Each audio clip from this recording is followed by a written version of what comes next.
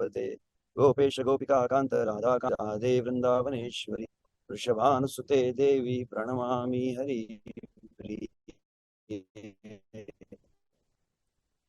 जय श्री कृष्ण चैतन्य प्रभु नित्यानंद श्री अद्वैत गदाधर श्रीवासादि गौर भक्त वृंद। हरे कृष्णा कृष्णा कृष्णा हरे हरे, हरे राम राम राम हरे हरे। हरे कृष्णा। तो सर्वप्रथम क्षमा चाहता हूँ थोड़ा देरी से ज्वाइन करने के, साथ ही में कुछ शायद असुविधा हो बीच में। प्रयास रहेगा कि मैं बना रहूं, परंतु यदि कुछ जिस तरह का रास्ता है तो शायद डिस्कनेक्ट ना हो जाए, फिर भी हम प्रयास करेंगे जितने हम बने रहे। और विशेष रूप से आज अकोला के भक्त है यहाँ, अकोला, अमरावती, यवतमाल, नागपुर और जलगांव से भी है। और साथ ही में यहाँ जहाँ पर मैं भी जा रहा हूँ, जलगांव जिल्हा में रावेर, रावेरच्या भक्तांचं पण स्वागत आहे।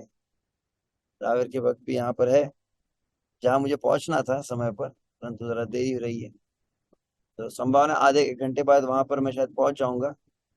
तो शायद आधा क्लास गाड़ी में, और देखते हैं आधा क्लास शायद वहां पर पहुंचने पर हो। वहां कुछ भक्त जो प्रतीक्षा कर रहे हैं। तो ठीक है, तो हमने यह वैष्णव ट्रेनिंग क्लासेस या वैष्णव प्रशिक्षण वर्ग को प्रारंभ किए लगभग पिछली बार से। तो कुछ चर्चा हुई थी, परंतु कई भक्त जो पिछले बार नहीं थे इस सेशन से ज्वाइन किए। और मेन ऐसा उद्देश्य यही है कि जिस भाग में प्रमुख रूप से सेवा दे रहे हैं, जैसे अमरावती जोन हुआ, जिसमें जिसके अंतर्गत यवतमाल, अमरावती, अकोला, बुल्ढाना, जलगांव, खानदेश आता है, वहाँ के जितने भक्त हैं विशेष रूप से जो नियमित रूप से कृष्ण भावना का अभ्यास कर रहे हैं उनके लिए, और अन्य कई भक्त हैं इस क्षेत्र के बाहर भी, भारत में अन्य स्थानों से भी।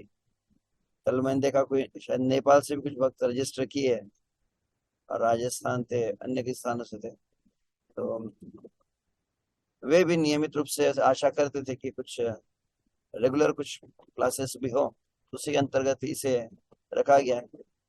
तो पिछले हफ्ते जो चर्चा की थी उसी को थोड़ा संक्षिप्त में लेके फिर हम आगे की चर्चा प्रारंभ करेंगे।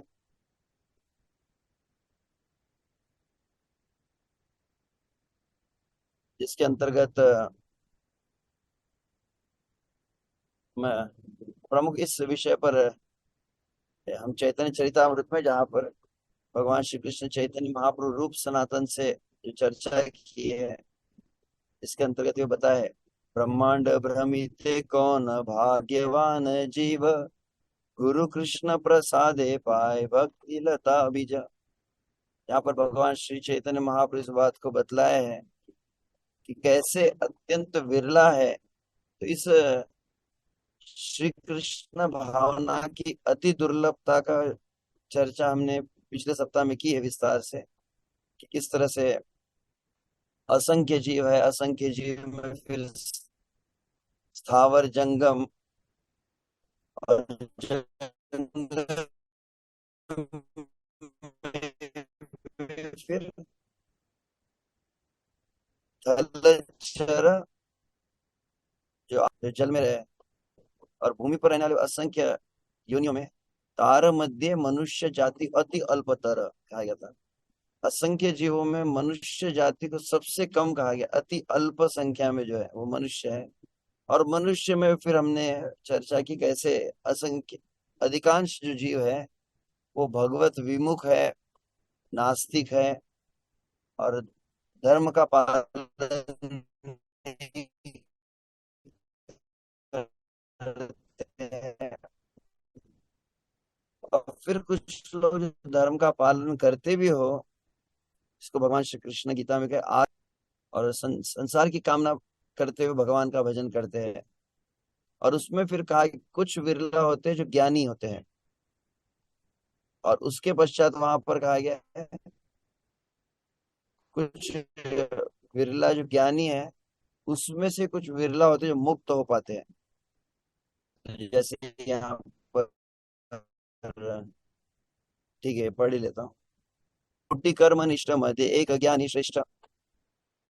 तो धर्म का आचरण करने वाले जो हैं, उसमें अधिकांश कर्मनिष्ठ मतलब जो सकाम भावना से युक्त है। और ऐसे करोड़ों करोड़ों जो लगभग जो सकाम भावना से आते हैं भगवान, उसमें से कोई विरला ही होता है करोड़ में से एक जो ज्ञानी कहलाता है। ज्ञानी अर्थात जिससे विवेक जागृत हुआ है और सत असत का भेद बुद्धि जिसमें आ गई है। और ऐसे जो सत असत जो है, शाश्वत क्या है नश्वर क्या है ये समझ गए हैं। बात समझ में आने के पश्चात भी संसार से मुक्त होने।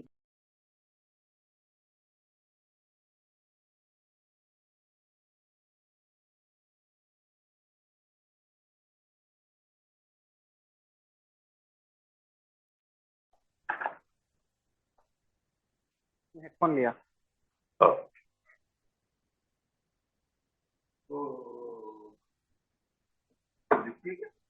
हाँ। आवाज आ रही है?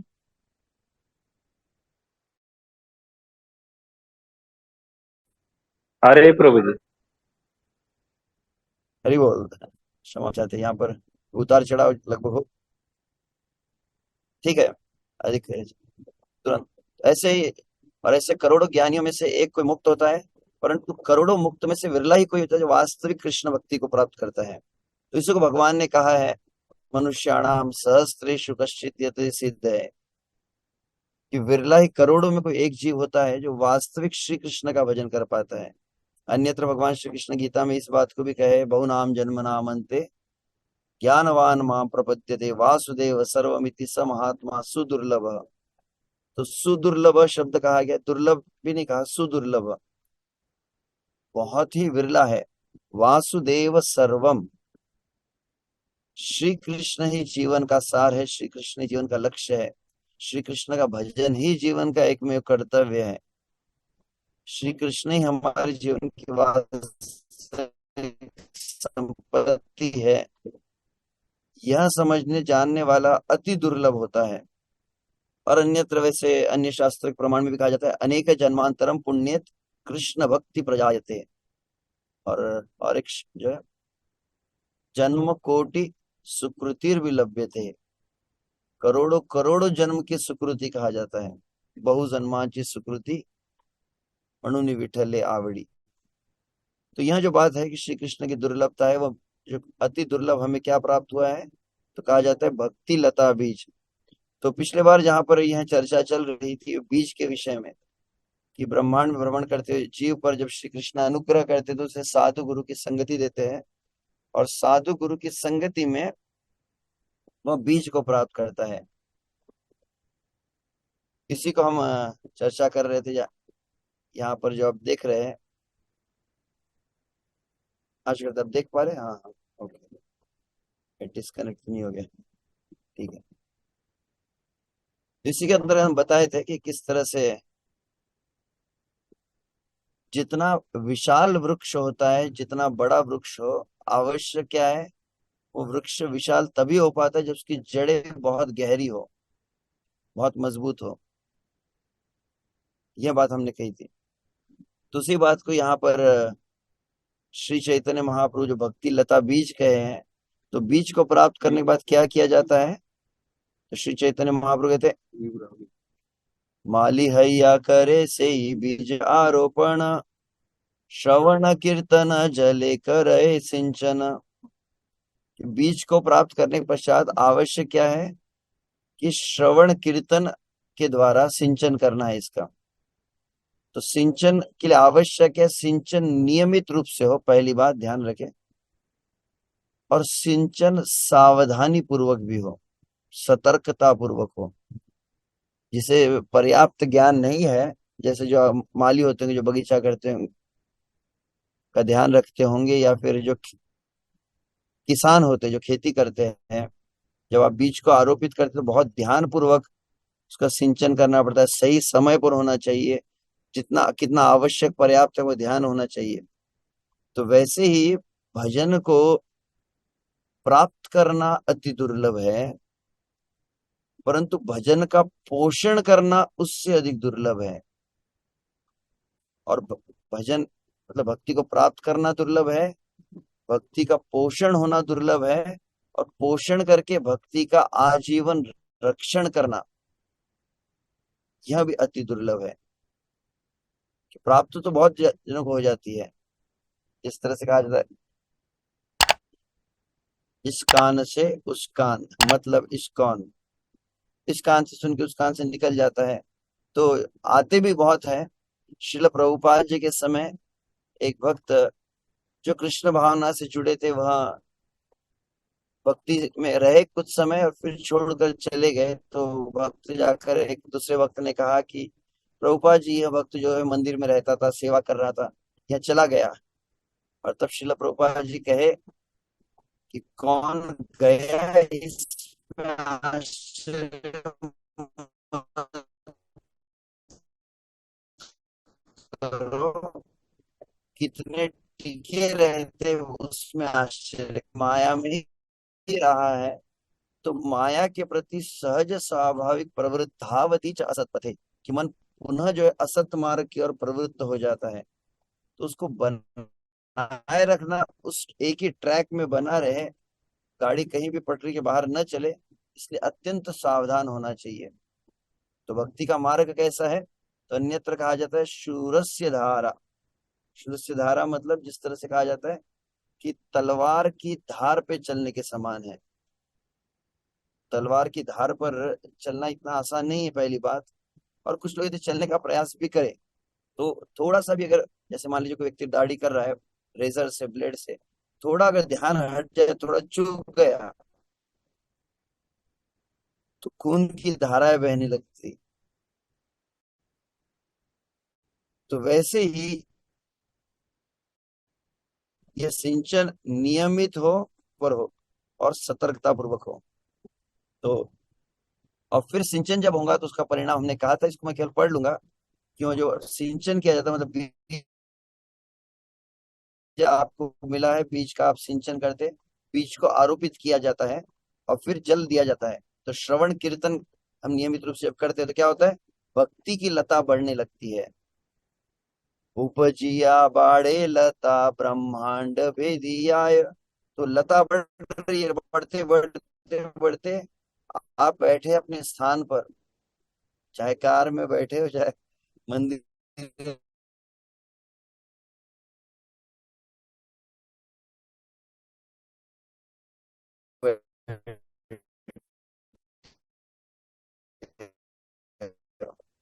और आपका लक्ष्य इस ब्रह्मांड का भेदन कर देती है। और फिर आध्यात्मिक जगत के बीच में विरजा नदी है, उस विरजा नदी को पार करके ब्रह्म लोक भेदी, ब्रह्म लोक आदि का भेदन करके परव्योम, परव्योम मतलब आध्यात्मिक जगत, उस आध्यात्मिक आकाश में वहां लता प्रवेश कर। हरे कृष्ण। अनुरोध है कि अन्य वक्त म्यूट रखें। और तब आगे कहा जाता है, तबे आए तब उपरी गोलोक वृंदावन, कृष्ण चरण कल्प वृक्ष कर आरोहण। तो लता बढ़ते बढ़ते अनंत कोटि ब्रह्मांड को पार करके, विरजा नदी को पार करके आध्यात्मिक जगत में पहुंचती है, और अंततः गोलोक वृंदावन धाम में पहुंचती है। गोलोक वृंदावन धाम की जय। और वहां पर गोलोक वृंदावन धाम में, उस निकुंज में जहां पर राधा श्याम सुंदर, राधा कृष्ण विहार करते, वहां पर अंततः श्री कृष्ण के चरण कमल रूपी कल्प वृक्ष का वो आश्रय लेती है। कृष्ण चरण कल्प वृक्षे कर आरोहण। तो श्री कृष्ण का चरण जो है कमल, वो कल्प वृक्ष के समान है, उसको वह स्पर्श करती लता। और जब वह उस, तो लता के लिए आवश्यक क्या होता है, लता का विकास प्रारंभ अच्छी तरह से कब होता है, जब किसी का वो सपोर्ट लेती है, किसी वृक्ष का। तो कौन सा वृक्ष है जिसका सपोर्ट लता ले रही है? कृष्ण चरण कमल रूपी वृक्ष का उसने सपोर्ट लिया है, और तब वो बढ़ने लगती है। तो आगे क्या होता है, तहाँ विस्तारितता बढ़ती है, आगे श्री कृष्ण के चरणों को स्पर्श करती हुई, तो उसमें कृष्ण प्रेम रूपी फल, प्रेमे फल फले फले प्रेम फल, प्रेम का फल जो है वह प्रकाशित हो जाता है। परंतु एक विशेष बात ध्यान रखनी चाहिए, क्या लिखा है यहाँ पे, इस शब्द को मैंने पिछले बार कहा था, यहाँ माली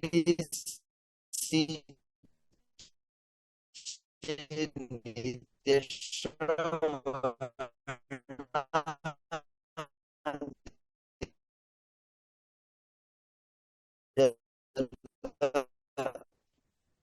हालांकि वो भक्त यहीं पर है, उसने शरीर का त्याग नहीं किया है, अर्थ होता है निरंतर।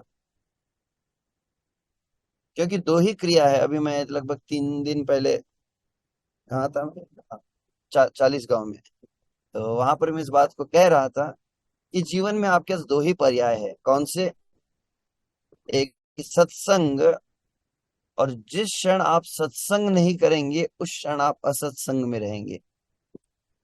तो लव मात्र साधु संग सर्व सिद्धि होए, लव मात्र असाधु संग सर्वनाश है। सत्संग जितना आपके आध्यात्मिक जीवन को पुष्ट करता है, उससे अधिक भयावह होता है असत्संग। तो सत्संग का प्रयोजन यही है कि सत्संग करते करते आप प्रातःकाल मॉर्निंग क्लास में आ रहे हैं, सुबह बैठकर कथा सुन रहे हैं, सत्संग करते करते आपका जीवन अंततः ऐसा हो जाए कि जीवन का प्रत्येक क्षण आपका सत्संगमय हो जाए। तो निरंतर इस कार्य को करना है, और इसी जीवन में करना है, और इसी जीवन में आप करते करते ध्यान रखना चाहिए। क्योंकि एक धारणा क्या बन जाती है कभी कभी, क्या हम क्या करेंगे, भगवान की भक्ति करेंगे, का जप करेंगे, और भगवान का जप करते करते करते एक दिन मर जाएंगे, और मरने के बाद श्री कृष्ण मिलेंगे, मरने के बाद प्रेम वगैरह मिलेगा। ऐसा कुछ नहीं है। परम पूज्य राधा जी का मैं एक समय वक्तव्य सुन रहा था, तो वो क्या कहा कि जिन्होंने प्राप्त किया है, जिन्होंने श्री कृष्ण के प्रेम का अनुभव किया है, इसी जीवन में जीत, इसी जीवन में इसी शरीर में। तो पहले तो यह जो भ्रांत धारणा मन में है कि हमारे तो बस की बात नहीं है, शायद इस जीवन में थोड़ी श्री कृष्ण मिलने वाले हैं, तो ये आपके मन में धारणा बन जाए कि श्री कृष्ण नहीं मिलेंगे, तो सही में कृष्ण नहीं मिलेंगे। मान कृष्ण आपके दरवाजे तक भी आ चुके हैं, आप अपने मन में विचार कर ले कि नहीं नहीं नहीं नहीं, श्री कृष्ण इतने जल्दी थोड़ी मिलते हैं, शायद कृष्ण मैं जब 80 साल का हो जाऊंगा तब मिलेंगे। तो आपकी उम्र अगर 35 साल और कृष्ण आपके द्वार पे खड़े थे, और आपने मन में विचार किया कि श्री कृष्ण मुझे 80 साल के बाद मिलेंगे, श्री कृष्ण वापस रिटर्न चले जाएंगे, इसने पहले से सोच के रखा है।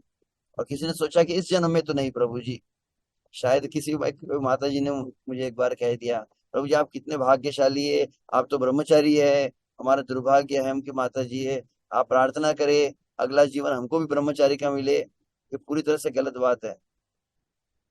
वास्तविक देखा जाए तो जिसको जो शरीर प्राप्त हुआ है, चाहे पुरुष का ब्रह्मचारी हो चाहे गृहस्थ हो, आपको जो परिस्थिति में रखा गया है, वास्तविक श्री कृष्ण का अनुभव करने के लिए, कृष्ण का प्रेम प्रदान करने के लिए श्री कृष्ण की सबसे श्रेष्ठ व्यवस्था है। तो ये सदा ध्यान रखना चाहिए। तो यहाँ माली, यहाँ शब्द का मैं शब्द का अर्थ बताना चाहता हूँ, यहाँ मतलब इसी जीवन में। तो आध्यात्मिक जगत में आपकी लता पहुंच गई है, आध्यात्मिक जगत में श्री कृष्ण के चरणों को स्पर्श कर चुकी है, परंतु भक्त कहाँ पर है, भक्त यहीं पर है। तो यहाँ मतलब इधर ही, यहाँ पर वो क्या कर रहा है, बैठ के सिंचन कर रहा है। यहाँ पे अकोला में, यवतमाल, अमरावती में बैठ के वो मॉर्निंग प्रोग्राम बैठा हुआ है, और उसका लता कहाँ पहुंच गई, आध्यात्मिक जगत पहुंच गई, हरि बोल। तो आगे क्या कहा जाता है, परंतु अब मैंने कहा कि सिंचन होना चाहिए, परंतु सिंचन के साथ में रक्षण भी होना चाहिए।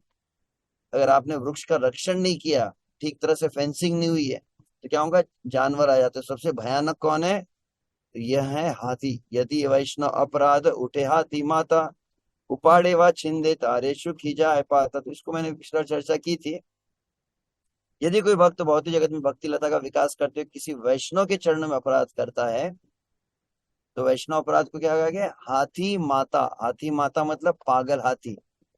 पागल हाथी यदि बगीचे में प्रवेश कर जाए तो सब तहस नहस कर देता है, वृक्ष को उखाड़ के फेंक देगा।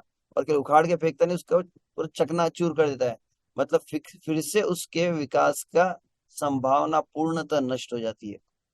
वैष्णव अपराध अत्यंत भयानक है, हाथी के समान।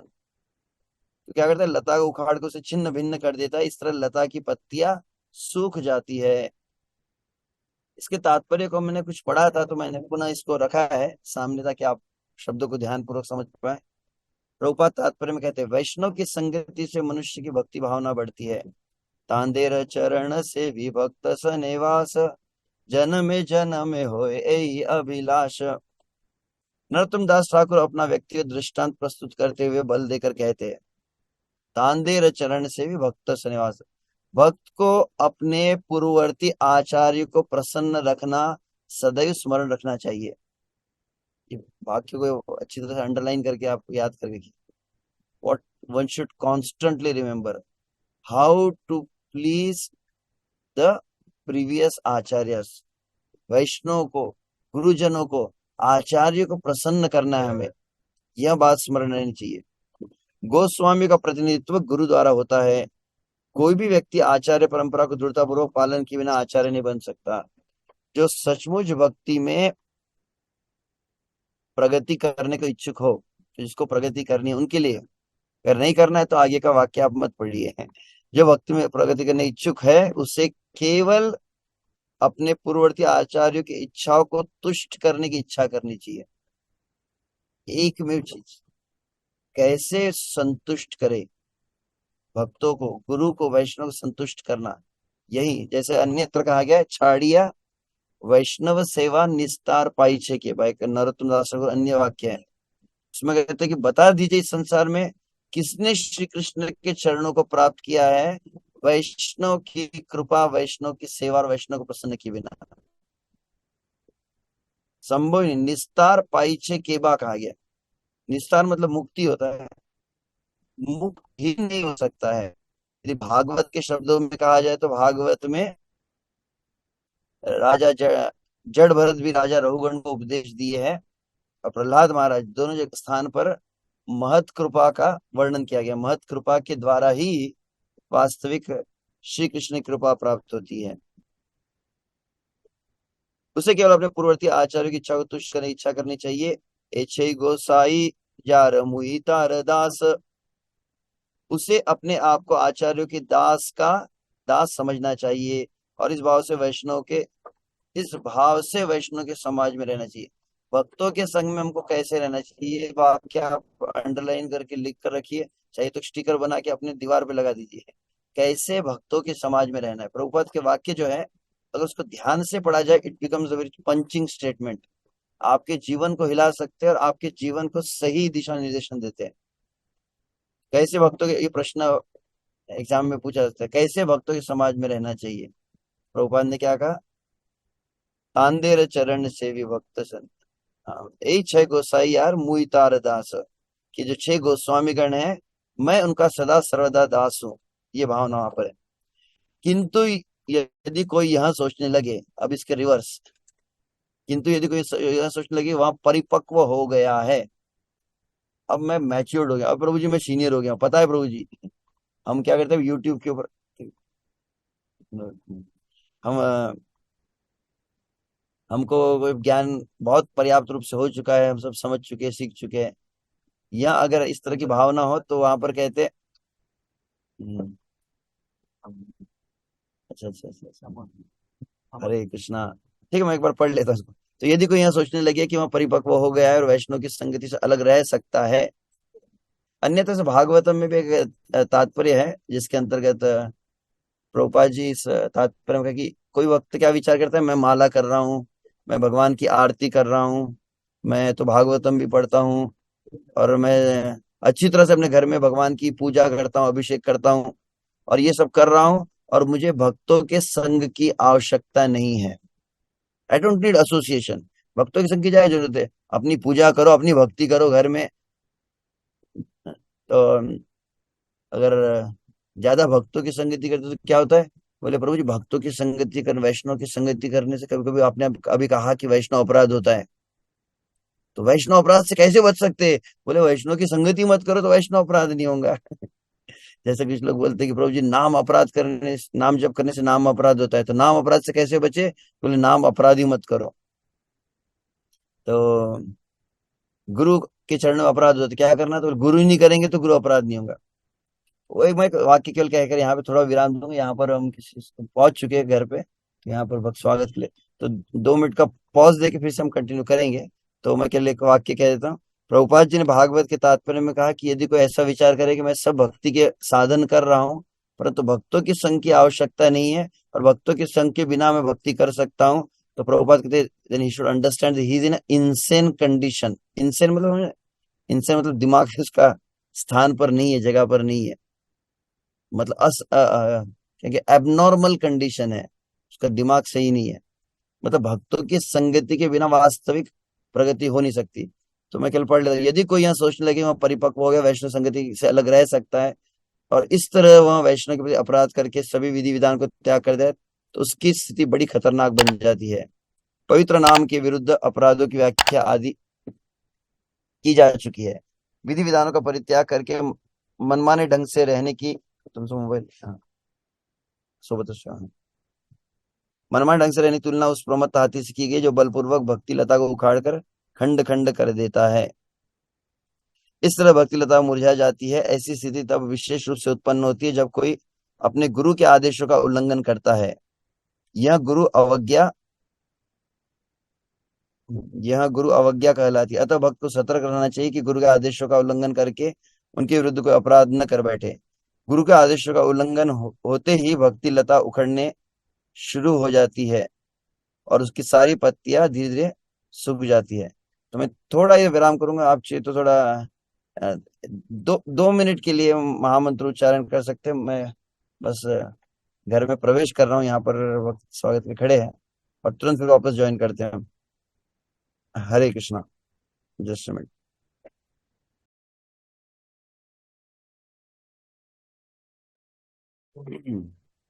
हरे कृष्णा।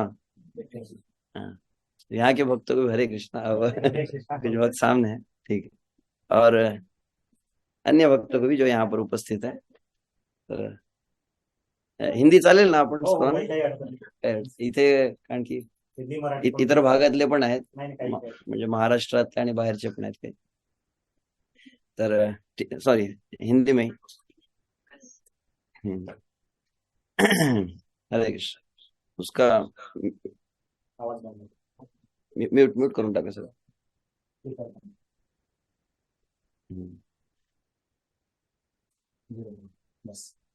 दिसत आहे का?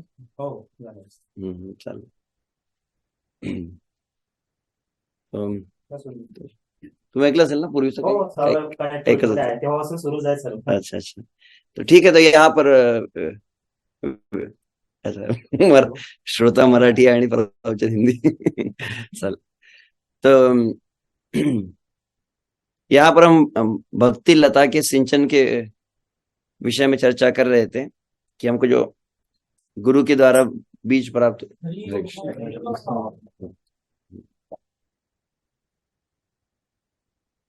ओके।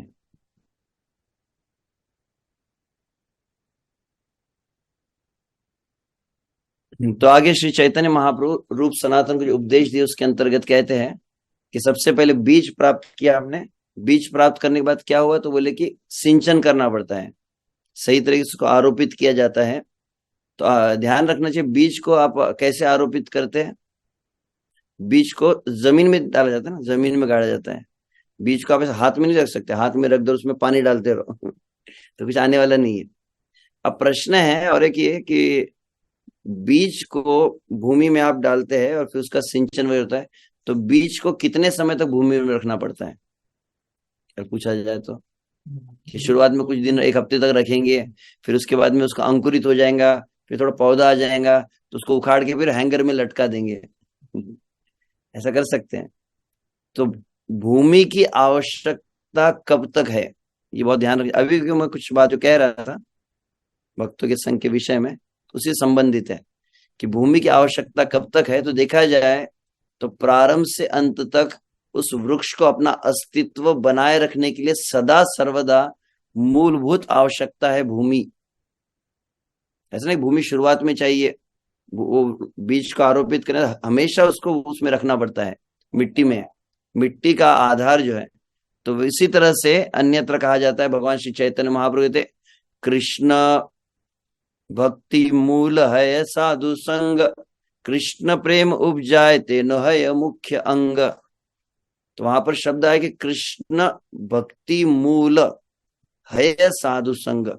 कृष्ण भजन का आधार क्या है? तो कृष्ण भजन का, हालांकि देखा है तो भक्ति के 9 जो सोपान है उसके अंतर्गत कहा जाता है श्रद्धा से प्रारंभ होता है, परंतु यदि आप माधुर्य कादम्बिनी पढ़ते हैं, माधुर्य कादम्बिनी श्रद्धा प्राप्त कहां से होती है?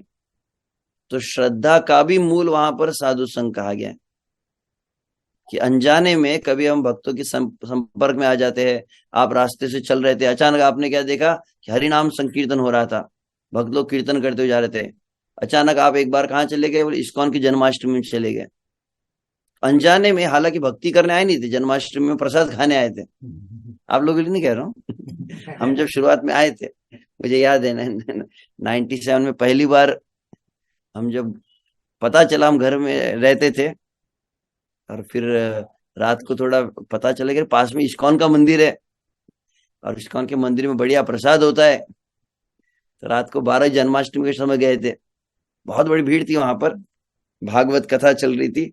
और मुझे आज भी याद है मेरा फर्स्ट एंट्री जो इस्कॉन में हुई थी तो वहां पर मैं गया, तो वहां पे बहुत सारे भक्त थे और एक काफी वरिष्ठ प्रभुपाद जी के शिष्य थे, वो कथा कर रहे थे। और तब अचानक सभी ने वहां पे कहा कि कृपया हाथ ऊपर कीजिए। तो पहली बार मैंने हाथ ऊपर किया था और कहा था महामंत्र बोलिए। तो मुझे तो बहुत अजीब लगा, हाथ ऊपर करके क्यों महामंत्र कहना? पता थोड़ी था कि 25 साल बाद मैं सबका हाथ ऊपर करवाते रहूंगा तो तो प्रारंभ कहाँ से हुआ है? तो वहां पर कहते भगवत भक्ति भक्त संगेन प्रजायते, यह शब्द है वहां पर। भगवत भक्ति का जन्म जो है संग में होता है, और भजन पुष्ट भी संग में होता है, भजन का रक्षण भी संग में होता है। और अंततः जब आप इस संसार से मुक्त होकर भगवान श्री कृष्ण के धाम में चले जाएंगे, भगवान श्री कृष्ण की नित्य लीला में प्रवेश करेंगे, भगवान श्री कृष्ण की नित्य सेवा में लग जाएंगे, तो वहां पर जाने के बाद क्या करना है? कृष्ण प्रेम उपजाए तेनो है मुख्य अंग। वहां पर भी भक्तों की संगति करनी है। ऐसा नहीं कि भगवान के धाम में चले जाए और फिर वहां पे भगवान श्री कृष्ण है और हम अकेले, हम तुम एक कमरे में बंद हो। जैसे श्री कृष्ण मैं अकेला, प्रभुपाद जी के सामने एक समय एक भक्त ने क्या किया, श्री कृष्ण की एक पेंटिंग बनाई जिसमें कृष्ण अकेले खड़े हैं ऐसे। तो फिर प्रभुपाद जी ने कहा कि ये कौन सा फोटो है? बोले कृष्ण कभी अकेले नहीं रहते। एक तो बोले वहां पे तोता बनाओ, कोई पंछी होना चाहिए, या कृष्ण के साथ में गाय होनी चाहिए, या गोपियां होनी चाहिए, गोप होनी चाहिए, नंद यशोदा, कोई ना कोई भक्त होनी चाहिए। श्री कृष्ण अकेले कभी रहते ही नहीं है, कृष्ण सदा सर्व भक्तों के साथ रहते हैं। तो कहने का भाव मैं यहाँ पर ये कह रहा था कि भक्ति का मूल है भक्तों का संग, भक्ति का पोषण रक्षण, और अंततः भक्ति का साध्य भी है। तो साधु संग साधन भी है और साधु संग साध्य भी है, दोनों है। तो यहां पर कहा गया है कि अब आगे जो कह रहे, ताते माली यत्न करी कर आरोह आवरण। तो हाथी से बचने के लिए, तो मैंने कहा कि अब सिंचन तो हो रहा है, मतलब श्रवण कीर्तन कर रहे हैं, परंतु क्या होता है वो वृक्ष को डैमेज नहीं होना चाहिए, कोई आके उसको उखाड़ दे। तो कौन उखाड़ता है? तो अपराध यहां पर कहा गया, अपराध जो है वो उखाड़ देता है। अपराध जैसे, तो अपराध होते हुए पहली चीज क्या होंगी? पहली चीज आपकी होंगी कि तुरंत आपका भजन बाधित हो जाता है, तुरंत भजन रुकने लगता है। अनुभव क्या, कभी अगर आप, जैसे आप तो नहीं करते अपराध वगैरह, मैं अपना अनुभव बता रहा हूँ, आप में से जितने लोग देख रहे हैं सब अच्छे भक्त हैं, तो अपना अनुभव जो है कि गलती से भी किसी भी भक्त का यदि मन हमने दुखा लिया तो क्या परिणाम होगा? तत्क्षण आप देखेंगे आपकी माला जो होती नहीं है बराबर, आपकी माला मान लीजिए अगर एक माला 8 मिनट में हो रही है, तो अचानक पता चलता है कि 15 मिनट लग रहे हैं, 20 मिनट लग रहे हैं, माला सरक ही नहीं रही है तो वो ऐसा तो नहीं कि माला अचानक डबल हो गई है, कि 108 की जगह 216 मणि उसमें, कि महामंत्र 32 की जगह पे 50 अक्षर वाला मंत्र बन गया है। मंत्र भी वही है, मंत्र भी बड़ा नहीं हुआ, माला भी बड़ी नहीं है, परंतु आगे बढ़ता ही नहीं है। जैसे मैं उदाहरण हमेशा देता हूँ, रत्नाकर डाकू आपने सुना होगा, वाल्या के वाल्या सा वाल्मीकि था। और जब नारद मुनि के समक्ष आए, नारद मुनि ने अंततः कहा कि भगवान का नाम लो, इतना ज्यादा पाप हो गया था कि जीभ से नाम नहीं निकल रहा था, राम ये दो अक्षर नहीं निकल रहे थे। तो फिर आखिर में कहा कि ठीक है, मरा मरा मरा बोलो, तो फिर धीरे धीरे फिर वो राम शब्द पे आए। तो एक बहुत ध्यान रखने वाली बात है कई बार, क्योंकि अभी मुझे कुछ दिन पहले ही शायद एक वक्त ने, शायद यहाँ पे होंगे भी वो, एक सप्ताह पहले भी एक वक्त ने प्रश्न पूछा कि प्रभु जी मेरा जब स्लो बहुत होता है, फास्ट कैसे करेंगे? तुम्हारे चौथे गियर में डाल दो ऐसा तो गाड़ी स्पीड में हो जाएंगी ना तो भगवान का नाम जब जो हमारे कंट्रोल में नहीं है, ध्यान रखना चाहिए। श्री कृष्ण को हम बाध्य नहीं कर सकते, श्री कृष्ण स्वतंत्र है, वैसे कृष्ण का नाम भी स्वतंत्र है। जब आप भक्तों की कृपा प्राप्त करते, भक्तों की सेवा करते और भक्त बहुत प्रसन्न हो जाए, तो गुरु प्रसन्न हो जाते हैं, अपने आप देखेंगे आपका जब जो बहुत तेजी से होने लगता है। कई बार अनुभव किया है कि आप कभी कार्तिक महीने में वृंदावन यात्रा करने जाते, वृंदावन परिक्रमा करते, और वहां पे भक्तों के संग में, गुरु महाराज के संग में कथा सुनते, और कथा सुनकर आप गोवर्धन परिक्रमा करने लगे, अचानक देखते बहुत स्पीड में जप होने लगता है, और पता है उस दिन बहुत ज्यादा माला होगी। और यदि किसी भक्त को बोलिए काय बे और दूसरे दिन देखो काय बे का क्या रिजल्ट मिलता है। तो बहुत सावधान रहना चाहिए। इसीलिए यहाँ पर कहा गया ताते माली यत्न, यत्न मतलब थोड़ा स्पेशल एंडेवर करना पड़ेगा, किसके लिए? फेंसिंग बनाने के लिए। तो कौन सा कंपाउंड है? अपराधी हस्तिरियाई छे ना है उद्गम। तो ये जो हाथी अपराध है, हाथी अपराध मतलब वैष्णव अपराध, ये अंदर प्रवेश न करे। कुछ भी हो जाए जीवन में, आप बहुत अच्छा जप कर पाए या न कर पाए, बहुत ज्ञान प्राप्त कर पाए न कर पाए, बहुत ज्यादा आपसे सेवा हुई ना हो, परंतु एक ध्यान रखना चाहिए, अपराध कभी ना हो जीवन में। मैं किसी से कह रहा था, नाम नहीं कहूंगा मैं, हमने प्रत्यक्ष हमारे आंखों के सामने ये घटना देखी है मैंने, कि इस्कॉन में कभी कभी लगता है कि बहुत बड़ी बड़ी सेवा कर लेंगे, बहुत ज्यादा जप करेंगे, बहुत तपस्या करेंगे तो श्री कृष्ण की प्राप्ति, आवश्यक नहीं है। अगर आप प्रामाणिक रूप से केवल गुरु का आश्रय लेते हैं और हमेशा भक्तों की सेवा करके भक्तों को प्रसन्न रखेंगे, बहुत अधिक आप में ज्ञान भी नहीं मिला तो भी श्री कृष्ण की कृपा मिल सकती है। तो देखा एक विश्व से एक परम पूज्य श्री लोकनाथ साहब महाराज जी की शिष्या थी, एक माता जी को मैं देखा हूँ। और वे माता जी की विशेषता थी कि माता जी की दीक्षा हुई, काफी एजेड थे, जैसे उम्र थी लगभग, बहुत ज्यादा उम्र भी नहीं थी, 50-60 ही होंगी उम्र, कम उम्र में वे चले गए। परंतु तो उनकी दीक्षा हुई, वो मंदिर आते थे, नियमित इतना नहीं आते थे, तो हाउस वाइफ थी, तो घर के काम करती, अपने बच्चों को ध्यान रखना, पति का ध्यान रखना, और अपने घर में उनके राधा गोपीनाथ थे, तो राधा कृष्ण की सेवा करती थी, अच्छे से जप करती थी, तुलसी की सेवा करती थी, और गीता भागवत भी पढ़ लेते थे। और अंततः उनकी बीमारी बहुत बढ़ गई, और बीमारी बढ़ने पर उन्हें कोमा में ही चले गए थे, आईसीयू में एडमिट किया गया। तो अंततः भक्तों को लग रहा था कि अब, तो भक्त लोग वहां जा रहे थे उनके सामने जप करने के लिए, और उस समय जब वो थोड़े शुद्धि में आए, होश में आए, उनको जब आईसीयू में, तो फिर भक्त लोग अंदर मिलने गए थे। और वहां पर जब मिलने गए वो माता जी से, तो तुरंत माता जी क्या कहने लगी, माता जी अरे जोर जोर से जप करो, कीर्तन करो। वो माता जी ऐसे कभी नॉर्मल बोलती नहीं थी, सबको अरे तुम कीर्तन करो। और फिर एक माता जी, दूसरी माता जी उनको कहा कि आप बैठ के यहाँ पर भगवत गीता पढ़िए, एकदम मतलब डायरेक्ट प्रीचिंग करने लग गई हो। और तब वो वापस फिर आग बंद हुई थी उनकी, फिर कुछ समय बाद वापस आंखें खुली, और उनके फिर अन्य कुछ भक्त जब पास में आए, तो अचानक वो माता ने क्या कहा, बोले देखो कितनी थक गई है, कितनी थक गई है। वो कहने लगी माता जी, कल मैं आईसीयू में गए थक गए, तो वो पूछा कि कौन थक गई, तो कहते हो राधा रानी जो नाच रही थी कृष्ण के सामने, तो थक गई होंगी ना। तो कल्पना से आईसीयू में क्या दिख रहा था उनको, तो कल्पना से साक्षात राधा रानी और श्री कृष्ण, और उसमें विश्व से मुझे याद है वो राधा पंडरीनाथ उनको दिखे थे, पंडर हरि बोल विशेषता क्या थी वो माता जी की, मैं एक ही बात पर केवल अभी ध्यान मेरा याद आई मुझे, क्यों मैंने उदाहरण कहा। वो माता जी की विशेषता थी कि वो हमेशा सब भक्तों का अच्छा गुण देखती थी, हम कहते ये भक्त जो है ऐसा जो पॉलिटिक्स करता है, कितना अच्छा कीर्तन करता है वो। फिर ये भक्त ऐसा है, बोले नहीं नहीं देखो कितना हमेशा मुस्कुराते रहता है वो भक्त, ये भक्त ऐसा है। वो कभी किसी के विषय में कोई गलत बोलती नहीं थी। जिस तरह से हम रघुनाथ भट्ट गोस्वामी का गुण मुझे स्मरण होता है, चैतन्य चरितमृत में कहा गया रघुनाथ भट्ट गोस्वामी की विशेषता क्या है। रघुनाथ भट्ट गोस्वामी जैसे भागवत को पढ़ते थे, भागवत का एक श्लोक उच्चारण करने पर आंखों से आंसू की धारा इतनी बहती थी उनके कपड़े भीग जाते थे। तो इतना बड़ी उच्च कोटि का भक्ति भाव कैसे आया। तो रघुनाथ भट्ट गोस्वामी की विशेषता क्या थी। वैष्णवेर निंद्य कर्म ना पड़ी हो काने। रघुनाथ भट्ट गोस्वामी के लिए वर्णन किया गया। रघुनाथ भट्ट गोस्वामी की विशेषता क्या थी, उनके जिंदगी में जीवन में किसी भी भक्त के दोष ने उनके कान में प्रवेश ही नहीं किया, सुना ही नहीं उन्होंने कि कोई भक्त गलत है, कोई ऐसा, किसी का दोष नहीं सुनना है मुझे। तो कहते दोष दर्शन, दोष चिंतन, दोष श्रवण, दोष कीर्तन, ये 4 दोष होते हैं। दूसरों की गलतियां दिखाई देती है पहले तो शायद पिछले बार ही मैंने कहा था इस प्लेटफॉर्म पे, अन्य पता नहीं कौन से क्लास में कहा कहते रहता हूं मैं। तो दैन्यता का लक्षण और अहंकार का लक्षण क्या होता है।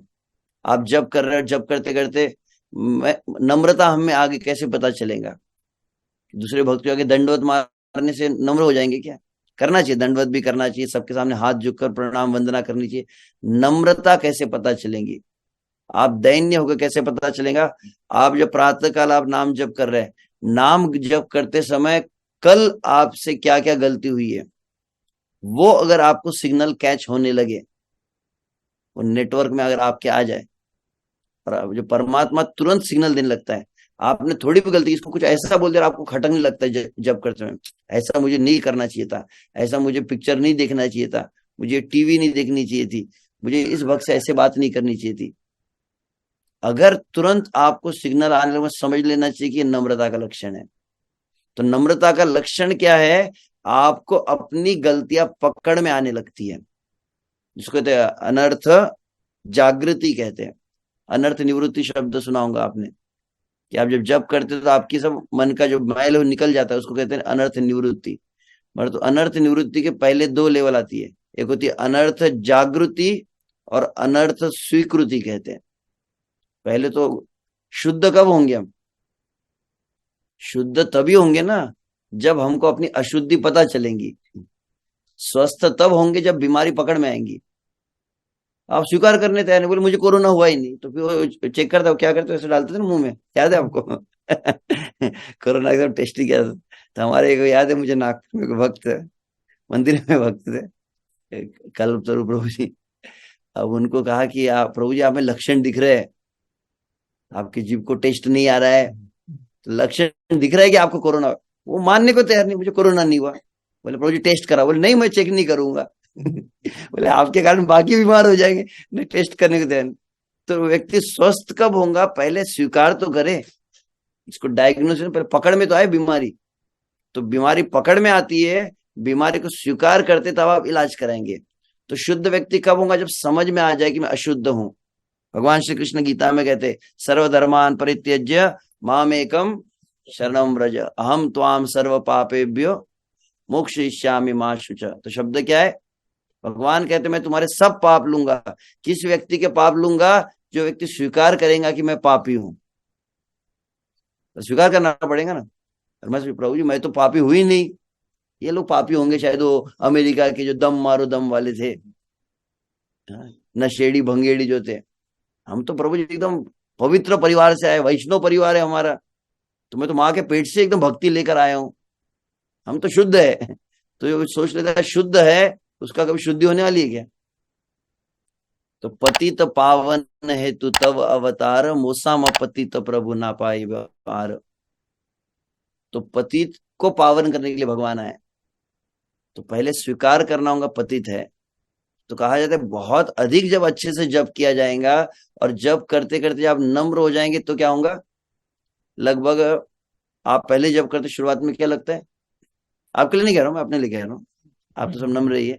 अनुभव क्या होता है अपना, कि शुरुआत में जब करते हैं लगता है ऐसा लगता है शायद मैं ही एकमेव भक्त हूँ, कितनी अच्छी भक्ति करता हूँ, बाकी को पता ही नहीं है कितना महान है, अनंत शिष्य कितने महान है। आपको अभी तक पता नहीं, आप सब अज्ञान में हैं। हमको क्या लगता है हम ही बहुत बड़े भक्त हैं, हम कोई महान भक्त है, हम विशेष भक्त है, इस तरह की मन में भावना आने लगती है। परंतु बहुत अच्छे से अगर भक्तों की संगति करेंगे और भक्तों की संगति में अच्छी तरह से प्रशिक्षण जब प्राप्त करते तो क्या होता है, अच्छे ट्रेनिंग में अगर रहेंगे तो संभावना है, कहते हैं कि लगभग 5-10 10 साल में, कह सकते 10-15 साल में आपको अपनी गलतियां कैच होने लगेंगी। मतलब पहले 5-10 साल तो कैच है, पहले 3 साल तो ऐसा एकदम हवा में उड़ने लगता है कि शायद मैं वैकुंठ से आया हूँ, पूरे रावेर के भक्तों का उद्धार करने के लिए मेरा जन्म हुआ है। कि और तुम्हारे भक्त गणों में हमसे बड़। तो नम्रता और अहंकार का लक्षण था, तो नम्रता का लक्षण है कि आपको अपने दोष पकड़ में आते हैं, अपनी गलतियां पकड़ में आती है। और अहंकार का लक्षण क्या है, अगर आप जप कर रहे और जप करते करते आपको अगर अहंकार आ गया, कैसे पता चलेगा, ऐसे छाती फुला के नहीं रहता है। अहंकार का पहला लक्षण है आपको दूसरों की गलतियां पकड़ में आने लगती है, दूसरों में गलतियां दिखती है, ये गलत है, ये गलत है, ये गलत है। जो नम्र रहेगा उसको कोई गलत नहीं दिखता, उसको खुद ही गलत दिखता, मैं ही गलत हूं, दूसरों की गलती दिखाई नहीं देती है। तो अहंकार का लक्षण है दोष दर्शन, और नम्रता का लक्षण है कि क्या कहेंगे, अपने दोष को कैच करता आना चाहिए। तो हृदय के परमात्मा जो नम्र हो जाता है भक्त, परमात्मा उसको तुरंत संकेत देते, ये गलत है, थोड़ी गाड़ी अगर पटरी से बाहर जाए, ये ठीक नहीं है, ये ऐसा नहीं होना चाहिए, ऐसा हमने व्यवहार नहीं करना चाहिए। तो यहाँ पर शब्द यत्न करी, बहुत सावधानी से हमको उसको प्रोटेक्ट करना पड़ेगा ताकि गलती ना हो, किसी का दोष हमको ना दिखे। तब आगे यहाँ पर तात्पर्य को पढ़ूंगा मैं। ओह, टाइम ऑलमोस्ट हो गया, हम 9 बजे तक ले लेते हैं, ठीक है, फिर पॉज कर सकते हैं। तो यहाँ पर प्रभुपाद जी तात्पर्य कर रहे हैं, जब भक्ति लता बढ़ रही हो तो भक्त को उसके चारों ओर बाड़ बनाकर उसकी रक्षा करनी चाहिए। बाड़ मतलब कि कंपाउंड बोलते हैं ना, काउंट तो मराठी कुंपण, अच्छा। कनिष्ठ भक्त की रक्षा शुद्ध भक्तों का घेरा बनाकर करनी चाहिए, लाइन को अंडरलाइन कर सकते हैं। तो कौन सा घेरा है, कंपाउंड कौन सा है, शुद्ध भक्तों का घेरा। हमेशा हमको अपने आप को, अपने से जो उन्नत भक्त है, शुद्ध भक्त मतलब अपने कैसे चेक करे, कुछ स्टिकर लगा के रखे, फास्ट टैग लगाए जैसे गाड़ी को, शुद्ध भक्त हूं, कि बढ़िया जो सुंदर एकदम तिलक लगाता हूँ, एकदम बढ़िया चकाचक रहता है, एकदम प्रेस करके धोती कुर्ता पहनता हूँ, वो शुद्ध भक्त है। कि फटे हुए कपड़े पहनने वाला शुद्ध भक्त है। शुद्ध भक्त का अर्थ यहाँ पर स्पष्ट रूप से कहा जाए, अन्यत्र हम आईडीसी कोर्स में एक बार चर्चा की है। शुद्ध भक्त का अर्थ प्रभुपाद एक समय कहते हैं, जो शुद्ध भक्ति के विधि विधान को गुरु आचार्य के निर्देशन में अत्यंत गंभीरता से पालन कर रहा हो, वह भी शुद्ध भक्त की श्रेणी में आता है। सिंसियर एंड सीरियस प्रैक्टिशनर जिसे कहा जाता है, जो प्रामाणिकता से भक्ति का अभ्यास कर रहा है। जैसे मान लीजिए अभी अगर हम कहाँ थे सुबह, एरंडोल में, सॉरी धरणगांव में थे, धरणगांव से जलगांव, जलगांव से भी रावेर पहुंचे। तो अगर जैसे रावेर के मार्ग में निकल गए तो क्या कहेंगे हमारे साथ चैतन्य जीवन प्रभु, तो क्या कहेंगे कि हम रावेर जा रहे हैं, हालांकि रावेर पहुंचे नहीं है, रास्ते में निकल गए, मतलब कुछ क्षणों में, कुछ समय बाद पहुंचने वाले हैं। वैसे शुद्ध भक्ति के मार्ग में यदि कोई लग गया है, भक्तों के गुरु का निर्देशन में है, किसी के डायरेक्शन में है और सही प्रोसेस को फॉलो कर रहा है, तो वह भी शुद्ध भक्त की श्रेणी में आता है। तो सरल शब्दों में यहाँ पर जो लिखा गया है कि कंपाउंड कैसे बनाना है, हमको अपने भक्ति को बचाना कैसे है, हमेशा अपने आप को भक्तों की संगति में रखना चाहिए, मतलब हमेशा भक्तों का निर्देशन हमारे जीवन में होना चाहिए। ये शायद मैंने यहीं पर कहा था, तो मैं फिर से भूल जाता हूँ कहाँ पर मैं क्या कहते रहता। लगभग 2006 की बात है, जब मैं पंढरपुर में था, और पंढरपुर में उस समय अवसर मुझे प्राप्त हुआ था, परम पूज्य श्री लोकनाथ से महाराज जी की सेवा में था मैं, 3 4 5 6 उस समय था। तो महाराज के साथ में हम ट्रैवलिंग करते थे, और पंढरपुर में राधा पंडरीनाथ का मंदिर का उद्घाटन हुआ था। और 2006 में, 5 में भी हुआ था शायद, 5 में तो नहीं, 6 में, हाँ 6 में याद हो जाएगा। 6 में बहुत बड़ी बाढ़ आई थी पंढरपुर में, चंद्रभागा नदी में, और बाढ़ आई थी तो पूरा राधा पंडरीनाथ यहाँ तक पानी में थे, पूरा गर्दन तक पानी में आ गए थे। और उस समय तो अभी चंद्रभागा गेस्ट हाउस है, अभी जो ऑफिस रिसेप्शन थी था, कुछ भी नहीं था। जंगल जैसा पूरा ग्राउंड ही था। राधा पंडरीनाथ मंदिर बीच में था। और अभी जो एक ऊपर आश्रम दिखता है वो था। बीच में एक बिल्डिंग थी ऐसे, जो अभी नहीं, अभी जो बीच में एकदम खाली ग्राउंड दिखता है। उस समय वहां पर पहले, सबसे पहले जब मैं 99 में गया था जब पंढरपुर, तो वहां पे जगन्नाथ जी का मंदिर था। राधा पंडरीनाथ मंदिर भी जब नहीं बना था, तो बीच में की एक बिल्डिंग थी और राधा पंडरीनाथ मंदिर, और वो दूसरा आश्रम था। तो सभी, क्योंकि पानी बहुत ऊपर तक आ गया, तो सब वक्त ऊपर के फ्लोर पे, फर्स्ट फ्लोर पे थे। और फर्स्ट फ्लोर पे एक हॉल है और फिर 2 रूम है। तो एक रूम में महाराज जी थे, एक रूम में फिर दूसरे कुछ भक्त, और हॉल में लगभग सभी थे।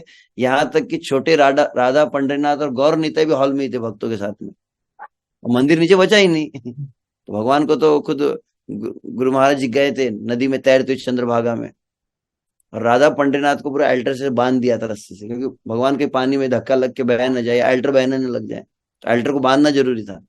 तो महाराज खुद गए थे पानी में एकदम तैर के। मतलब टेम्पल हॉल का जो दरवाजा था उसमें यहाँ तक पानी था, तो उसमें भी तैर के पानी के अंदर से घुस के महाराज गए थे। तो जो भी हो, तो फिर उस समय मुझे याद है महाराज जी के साथ में, तो एक समय महाराज जी के जो ईमेल वगैरह कम्युनिकेशन मुझे करना पड़ता था, तो उसके अंदर मुझे याद है कि जो संन्यास लेने वाले होते हैं, सन्यासी जो लेते हैं, संन्यास वगैरह लेते हैं, तो उसके बाद में एक इस्कॉन में संन्यास कमेटी है, जिसके अंतर्गत जितने भी संन्यास लेने वाले हो, जो संन्यास लिए भी है, उनको नियमित रूप से रिपोर्ट भेजना पड़ता है। जैसे मैं भी अभी संन्यास मिनिस्ट्री में मैं एक सदस्य बना हूं, तो वहां पे हमको देखना पड़ता है जिसने संन्यास को अप्लाई किया, उसका एक पूरा एनुअल रिपोर्ट आता है, साल भर में कहाँ कहाँ गए। तो अगस्त महीने में कब जलगांव गए, कब यवतमाल गए, कब नागपुर गए, कितने दिन कहाँ पर रहे, पूरा रिपोर्ट भेजना पड़ता है। तो महाराज जी भी ऐसे कुछ रिपोर्ट बना रहे थे। तो मैं ऐसे पूछ ले कि महाराज जी बोले ईमेल वगैरह भेजना है, तो मैं ऐसे पूछ ले महाराज आपको तो इतने साल हो गए, 40-50 साल आपकी भक्ति में हो गए, आप इतने लोगों को सब दीक्षा दे रहे हैं, शिक्षा दे रहे हैं, आप इतने लोगों को मार्गदर्शन दे रहे हैं, और आप इतने परिपक्व हो चुके, इस समय आपसे रिपोर्ट पूछा जा रहा है। आपसे पूछा जा रहा है कि आप रिपोर्ट दीजिए। और उस समय याद है कि महाराज जी ने बहुत सुंदर वाक्य कहा था। बोले भक्ति में मार्ग में आवश्यक क्या है कि हमेशा कोई ना कोई हमको चेक करने वाला होना चाहिए, हमेशा कोई ना कोई हमको देखने वाला होना चाहिए। और उधर महाराज ने बहुत सुंदर वाक्य कहा कि यदि भक्ति मार्ग में कभी ऐसी अवस्था आ जाए कि आपको लगता है कि अब बहुत पता है, गीता के श्लोक भी पता है, भक्ति शास्त्री हो गया मेरा, दीक्षा भी हो गई है, अब हरिनाम दीक्षा भी हो गई है, बस कुछ दिन की बात है, भक्ति शास्त्री सर्टिफिकेट आ गया तो ब्राह्मण दीक्षा मिल जाएगी। और ब्राह्मण दीक्षा मिल के मतलब मैं तो गोलोक वृंदावन में पहुंच गया हूं अभी। तो अब ज्यादा कोई ज्ञान की जरूरत नहीं मुझे, अब शिक्षा थोड़ी चाहिए। अहंकार का एक लक्षण यह भी होता है, अहंकार वाले को प्रवचन ज्यादा पचता नहीं है, ज्यादा उपदेश सहन नहीं होते, पता है मुझे, सब मालूम है। तो वहां पर महाराज जी ने बहुत सुंदर बात की।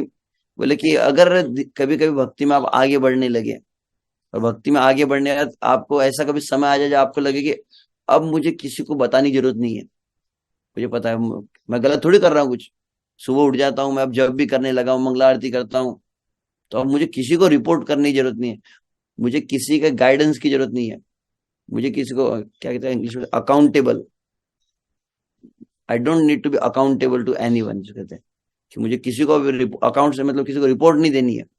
तो अगर ऐसा लग जाए, तो महाराज ने कहा कि अगर भक्तिमय जीवन में कभी ऐसी अवस्था आ जाए जब आपको लगे कि आपको कोई चेक करने वाला नहीं होना चाहिए, आपको किसी को रिपोर्ट नहीं करना है, समझ लेना कि भक्ति में सबसे भयावह स्थिति में आप हो। That's the most dangerous situation, कि आपको लग रहा है अब तो मैं एकदम अपने आप में हवा में उड़ सकता हूँ, मेरे पंख निकल गए अभी भक्ति के। अब मुझे कोई सपोर्ट सिस्टम नहीं चाहिए।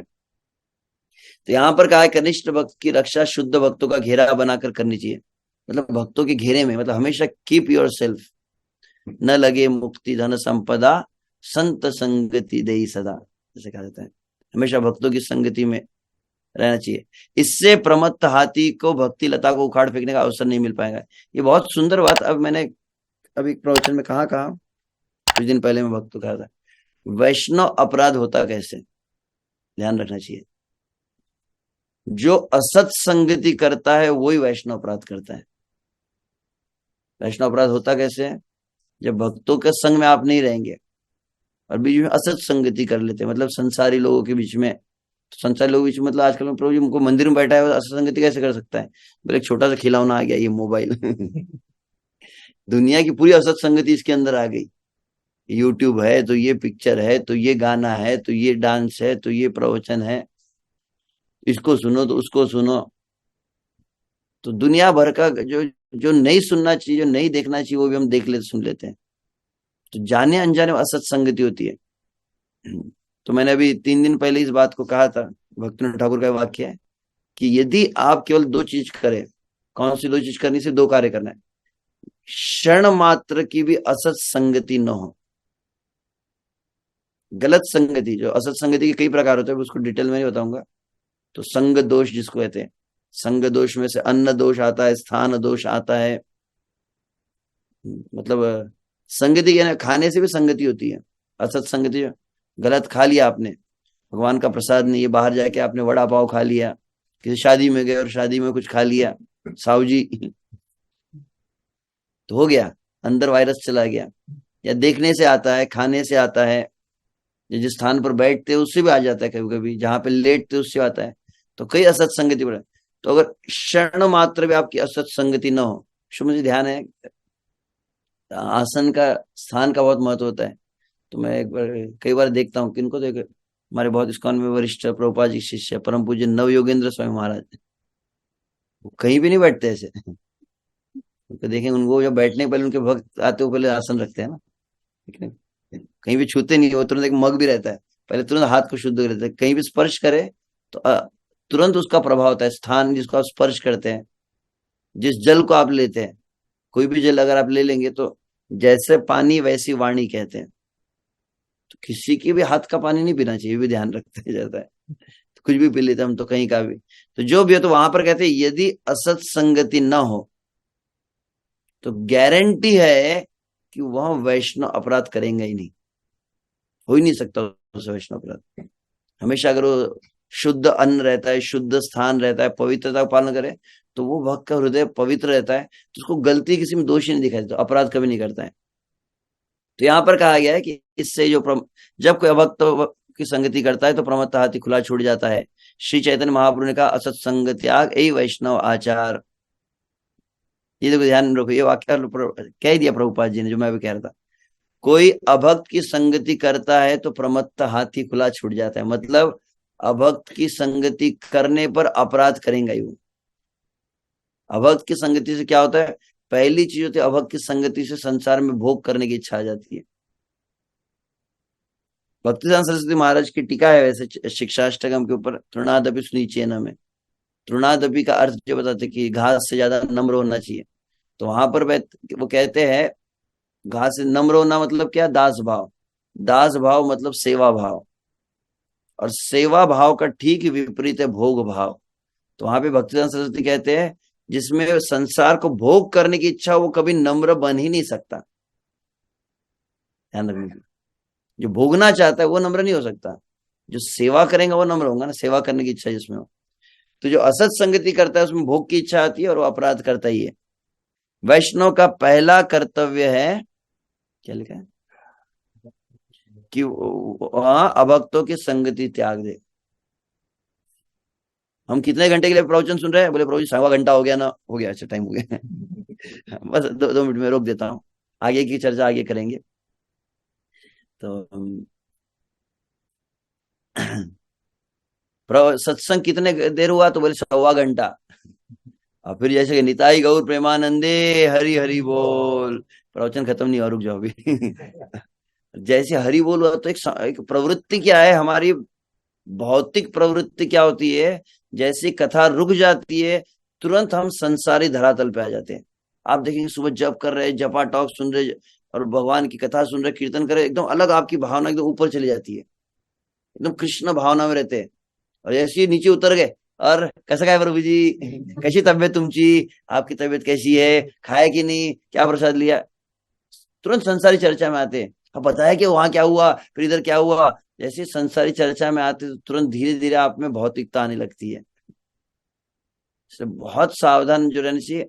और फिर जैसे बाहर जाते तो बाहर जाते तुरंत हम श्री कृष्ण को भूल जाते हैं। इसलिए सदा सर्वदा कृष्ण का नाम स्मरण होना चाहिए। और जब भी किसी के साथ भी व्यवहार हो तो हरे कृष्ण कम से कम पहले बोलते हैं। और फिर कुछ ना कुछ कृष्ण की चर्चा हो, कृष्ण की सेवा की चर्चा हो तो ठीक है। परंतु जैसे हम तो प्रवृत्ति क्या होती है, तुरंत भौतिक धरातल पे आ जाते हैं। मतलब असत संगति की प्रवृत्ति हमारे मन में ही है। हमको संसारी बातें करना अच्छा लगता है। आपको बोलेंगे प्रवचन खत्म होने के बाद आप सभी जो बस भागवत गीता और भागवत के श्लोक पढ़ते रहो, डाइजेस्ट नहीं, इतनी ज्यादा भक्ति नहीं करनी प्रभु जी, थोड़ी थोड़ी भक्ति, एक आध घंटे की भक्ति ठीक है। बोलेंगे 22 घंटे भक्ति करते रहो। एक्चुअली हमारा मन ही असत संगति से अट्रैक्ट होता है। जैसे लोहा चुंबक से अट्रैक्ट होता है ना, हमारा मन में असत प्रवृत्ति है तो असत चीजें अच्छी लगती है। ज्यादा लंबा प्रवचन हो तो बोले कि प्रभु जी सर भारी हो रहा है। कुछ लोग बोलते हुए ऐसे, बोले प्रभु जी 1.5 घंटा प्रवचन, बोले सर चकराने लग गया मेरा। तो ज्यादा शुद्धता डाइजेस्ट नहीं होती है, क्योंकि मन में अशुद्धि है इसीलिए। तो प्रॉब्लम क्या है कि हम सत्संग करते हैं 2 घंटे का और लगभग 15-20 घंटे असत संगति करते हैं, इसीलिए रिजल्ट नहीं मिलता है। होना चाहिए रिवर्स। हालांकि अच्छा हो कि इस क्षण मात्र भी असत संगति न करें। तो पूरा जीवन में ये बात को ध्यान रखना है। जैसे मैं याद है, मैं जब अमरावती में जो प्रेसिडेंट बना था 2010 में, तो मैंने वहां पे शुरुआत में भक्तों को आदत नहीं थी। भक्त लोग क्या क्या भागवतम क्लास में भागवतम पढ़ लिया, हो गया हरि बोल। फिर धीरे धीरे हमने भक्तों में एक तरह की आदत बनाई, क्या है कि हर समय आजकल इस मोबाइल आ जाता है, और उस समय स्पीकर भी रहता था, पेन ड्राइव रहता था, कि कुछ ना कुछ कीर्तन चलना चाहिए, कुछ कथा सुनते रहना चाहिए। आप नहा रहे, आप किचन में रसोई बना रहे, निरंतर आध्यात्मिक शब्द कुछ आपके कानों में पड़ते रहना चाहिए। मुझे आज भी याद है, जब लगभग 12 साल पहले, मुझे याद है जब हमारे एक भक्त है पद्माली प्रभु, वो परम पूज्य श्री लोकनाथ समाज के पर्सनल सर्वेंट की सेवा में थे। मुझे याद है उस समय क्या करते थे, उनके कमरे सर्वेंट रूम में आप जाएंगे ना, सर्वेंट रूम में 24 घंटा, एक प्रभुपाद जी के शिष्य ऐन्द्र प्रभु, ऐन्द्र प्रभु का कीर्तन 24 घंटा चलता था वहां पे। स्पीकर में लगा के रखा था उन्होंने, कीर्तन चलती रहता है। मैं बोलता कोई सुन तो नहीं रहा है, नहीं बोले चलने दो, हमेशा कीर्तन चलता था। तो हमेशा कथा कीर्तन कुछ ना कुछ कान में पड़ते रहना चाहिए, तो भावना बहुत पवित्र रहती है। तो ये असत संगति को त्यागना चाहिए। तो इसके बाद आगे, ठीक है, एक इतना पैराग्राफ कंप्लीट कर लेते हैं, फिर अगला श्लोक अगली बार लेंगे। किंतु तथाकथित परिपक्व भक्त, समझे, तथाकथित परिपक्व मतलब सो कॉल्ड मैच्योर डिवोटी। मतलब वो मैच्योर परिपक्व है नहीं, वो अपने आप को सोच रहे हैं कि मैं पक्का हो गया हूं। तो ऐसे लोग क्या करते हैं, तथाकथित जो इनको लग रहा है कि हम बहुत बड़े हो गए, तथाकथित परिपक्व भक्त शुद्ध भक्तों की संगति छोड़कर बहुत बड़ा अपराध करते हैं। भक्तों की संगति दूर गए मतलब समझ लेना चाहिए कि जैसे आप डेंजर जोन में पहुंच गए, भक्तों की संगति छूट गई। मुझे याद है कि हालांकि बहुत वरिष्ठ भक्त है इस्कॉन में, कौन, राधे श्याम प्रभु। राधे श्याम प्रभु प्रवचन दे रहे थे, प्रवचन में उन्होंने क्या कहा, बोले कि हालांकि वो इतने अच्छे भक्त हैं, यहाँ तक कि हमने सुना है कि कुछ लोगों ने उनका ज्योतिष भी चेक किया है, तो बोले पिछले जन्म के वो ऋषि थे वो, और ऋषि इस्कॉन में आ गए। साधारण भक्त नहीं, बहुत ही एकदम, मतलब उनकी जो आप भक्ति देखेंगे, उनकी शुद्धता का ज्ञान, मतलब बिल्कुल एक सेकंड भी ऐसा थोड़ा हटते हुए दिखेंगे नहीं। बहुत अच्छे भक्त है, सभी भक्तों को प्रेरणा देते हैं। परंतु वो क्या कह रहे थे, बोले देखो मैं भक्तों की संगति में हूँ, भक्तों की संगति में रहने के कारण मैं जप कर पा रहा हूँ, भक्तों की संगति में रहने के कारण भगवान की कथा सुन पा रहा हूँ, बोल पा रहा हूँ। और वो कहते यदि मुझे भक्तों की संग से अलग कर दिया गया, ऐसा उनका वो है नहीं उस तरह के, परंतु क्या क्या क्या कह रहे, बोले अगर मुझे भक्तों की संगति से अलग कर दिया गया तो मैं इतना नीचे गिरूंगा कि आप कल्पना भी नहीं कर सकते। ये भक्तों की संगति है जिसने मुझे बचा के रखा है, ये उनकी भावना है। हालांकि ऐसा कुछ है नहीं, परंतु तो अगर हम भक्तों की संगति जैसे दूर जाते, डर लगना चाहिए हमको। जिस तरह से क्या कहते हैं, रामानंद राय चैतन्य महाप्रभु के संवाद में चैतन्य महाप्रभु थे, इस संसार का सबसे बड़ा दुख क्या है, बोले भक्तों से दूर होना, इससे बड़ा दुख कुछ नहीं है। संसार का सबसे बड़ा दुख है ये। तो परंतु जो गलत भक्त होता है, जो सही भक्त नहीं है, वो क्या करता है, वो भक्तों से दूर चला जाता है। और जब भक्तों से दूर होगा तो फिर अपराध होते ही है। तो तथाकथित परिपक्व भक्त शुद्ध भक्तों की संगति छोड़कर बहुत बड़ा अपराध करता है। जीव सामाजिक प्राणी, अतः यदि कोई शुद्ध भक्तों की संगति त्याग देता है तो अभक्तों की संगति करता है। अभक्तों के संपर्क में आने से, तो एकदम क्लियर लिखा है तात्पर्य, अभक्तों की मैं जो बोल रहा हूँ सब कुछ यहाँ पे लिखा हुआ है, संपर्क में आने से तथा अभक्तिमय कार्य में व्यस्त रहने से तथाकथित परिपक्व भक्त एग्जैक्टली मतलब क्योंकि बार बार प्रभु जी हमसे अपराध होते क्यों है, अपराध से कैसे बचे। अरे अपराध से बचना क्यों, अपराध हो क्यों रहा है पता चलना चाहिए। तो एग्जैक्ट ये तात्पर्य आप याद रख लेंगे ना तो आपको समझ में आ जाएगा। अभक्तों के संपर्क में आने से और अभक्तिमय कार्यों में व्यस्त रहने से, जो अभक्तिमय कार्य करते हैं, भौतिक कार्यों में लगे रहते हैं और अभक्ति संगति, इससे क्या होता है, तथा कथित परिपक्व, वो अपने आप को समझ लगता है कि मैं बहुत बड़ा भक्त हूँ। वो प्रमत्त हाथी रूपी अपराध के प्रभाव में आ जाता है। ऐसे अपराध से भक्ति लता में जो भी वृद्धि होती है वह तुरंत उन्मूलित हो जाती है। ठीक है। Hare Krishna Krishna Krishna Hare Hare, Hare Ram Ram Ram. Please kindly forgive me, I have gone beyond the time. तो विशेष रूप से ध्यान रखिए, ऐसे वैष्णव ट्रेनिंग क्लासेस, ये तो वैष्णव प्रशिक्षण का ये वर्ग है, इसमें एक बात ध्यान देने वाली रहेंगी कि जनरली जो भक्त मुझसे नियमित जुड़े हुए जानते हैं, I am not like a time bound person. कैसे एकदम मौज में आप क्या बोलेंगे, इतने टाइम में इतना कोर्स कंप्लीट कीजिए। विषय को अच्छी तरह से समझना, विषय को गहराई से समझना, अपने जीवन में आत्मसात करना, वो आवश्यक है। यहाँ पर हमको कोई घाई नहीं है कि हमको फर्स्ट स्टैंडर्ड से दूसरे सेकंड स्टैंडर्ड में जाना है, फटाफट एग्जाम पास करके निकलना है। तो विषय को समझना आवश्यक है। तो हम ऐसा कुछ, मैं ऐसे हालांकि मैं बताने वाला था कि आज कि सिलेबस क्या रहेगा, क्योंकि कुछ लोग बोलते प्रभु जी वैष्णव ट्रेनिंग, क्योंकि कुछ लोग ऑलरेडी वैष्णव सदाचार कोर्स किए। तो उन्होंने कहा कि प्रभु जी हमने कोर्स कर लिया तो फिर अटेंड करना है क्या। मैंने कहा कि मैं जो कहूंगा वो शायद बाकी कोर्स में नहीं मिलने वाला है। तो मेरा कुछ अलग है एकदम, ऐसा कुछ और ज्यादा शायद स्पॉन्टेनियस भी, ऐसा कुछ सिलेबस वाला नहीं। परंतु रहेगा, कुछ सिलेबस रहेगा जिसको संभावना शायद कोशिश करूंगा अगले शनिवार को बता सकूं मैं, प्रयास करेंगे। तो जितना होगा मतलब देखते हैं, एक एक लगभग 1 घंटे का ही हम क्लास विचार किए, परंतु शायद 10-15 मिनट आगे हो जाते तो सवा घंटा होता है ये। तो तो ये लगभग एक सवा घंटे का क्लास रहेगा यहाँ नियमित, और हर शनिवार को हम क्लास करेंगे। आप सभी आशीर्वाद दीजिए कि मैं कर सकूं, क्योंकि मैं कोई अच्छा भक्त नहीं हूँ। तो मेरा प्रॉब्लम है कि मैं कोई भी चीज नियमित नहीं करता हूँ। शुरुआत करना आसान है परंतु उसको बनाए रखना। तो यहाँ पर जलगांव क्षेत्र के कई भक्त हैं, आज तो सामने भी उनके साक्षात दर्शन हो रहे हैं, और जिनका जूम दर्शन हो रहा है, ऐसे कई अन्य भक्त भी है। लगभग कितने में, बड़ी संख्या में, लगभग 53 अलग स्थानों से है। तो जलगांव है, अकोला है, अमरावती है, अच्छा मुंबई से भी है। कर्नाटक। तो ठीक है, तो वे सभी भक्त, अच्छा आपको भी दर्शन करा देते हम जिनके सामने बैठे हैं, आप देख पा रहे हैं, हाँ हरि बोल। जिनके सामने मैं बैठा हूँ ये आपको हरि बोल। रावेर भक्त वृंद की जय। तो ओके, प्रश्न है कुछ। हाँ बोला बोला, वैदर भी चंपू। हाँ मागच्या आठवड्यात फर्स्ट टाइम यस स्वातंत्र्य तुमच्या, दिवस तुम्ही साजरा जिथे बसलाय तिथे दोन दोन जर मोबाईल सुरू असतील तर आवाज इको होणार, एखाद्याला म्यूट करावं लागेल, आवाज तिथलं बंद करावा लागेल, नाही तर बाहेर तुम्ही येऊन थोडं बोलू शकता। साधना संबंध सदाचार हाँ हाँ हाँ हाँ हाँ। स्वार्थ त्याच्यावर म्हणजे पुढच्या आठवड्यात घेतलं तर बरं राहील म्हणजे तुमच्याशी. हम्म। ये किस उसी टाइम पर ये बाय संबंध, टाइम ये हाँ हाँ हाँ ठीक है। प्रभु जी ने प्रश्न पूछा है तो आपकी जानकारी के लिए उस वही विषय है, ये कोई अलग नहीं है।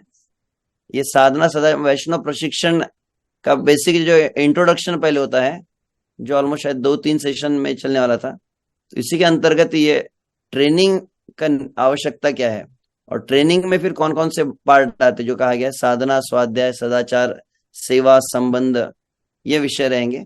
तो उस हिसाब से इसको नियमित लिया जाएगा जिस तरह से है। तो वो भी टॉपिक्स आएंगे, चिंता मत कीजिए, वहां भी टॉपिक्स रहेंगे अलग अलग, उसको हम करेंगे।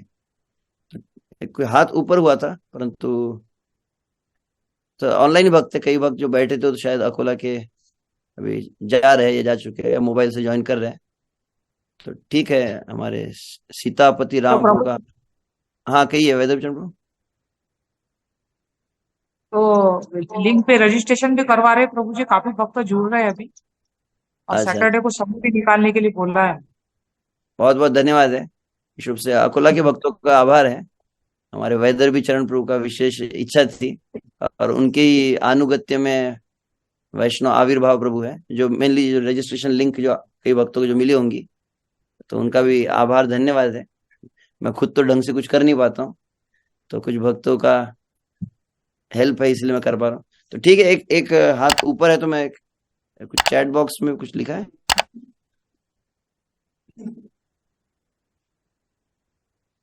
आप भक्तों के संग कैसे करें? घर से बाहर नहीं जा सकते तो आप जूम क्लास अटेंड करते रहिए। किसी ने कहा घर से बाहर निकल जाना चाहिए, कभी कभी कार्तिक में वृंदावन जा सकते हैं, आषाढ़ी में पंढरपुर आ सकते हैं, तो बीच बीच में ब्रेक तो लिया जा सकता है, ऐसा नहीं खेले आने होता है रे। तो जैसे लोग गर्मी की छुट्टियों में अपने रिश्तेदार के यहाँ जाते कि नहीं, का मामाच्या गावाला जाऊया, तो माझे माहेर पंढरी। तो हमारा तो रिश्तेदार वास्तविक भक्तगण ही है, तो समय समय पर एटलीस्ट डायरेक्ट भक्तों का संग भी करना ही चाहिए। और साथ में यह ऑनलाइन एक बहुत सुंदर प्लेटफॉर्म है, जिसमें पिछले हफ्ते मैं कह रहा था, परम पूज्य श्री लोकनाथ साहब हमारे साथ में था, तो हमने बात कर रहे थे कि महाराज ने 4 साल में पूरी दुनिया को हिला दिया विश्व से, जूम के द्वारा। 4 साल में कई गृहस्थ भक्त जो बोले कि हम कभी मंदिर जाते नहीं थे, उनकी भक्ति बहुत गंभीर हो गई। हर रोज उनको जो कथा सुनने मिल रही है, घर बैठे बैठे बड़े बड़े सन्यासियों की कथा मिल रही है। कई वक्त अपना अनुभव गृहस्थ भक्त बताए कि प्रभु जी ऐसा लगता है हर रोज गुरु महाराज हमारे घर में आके बैठ जाते हैं। तो अनुभव होता है ये। तो भावनात्मक दृष्टि से ये भी संग रहता है।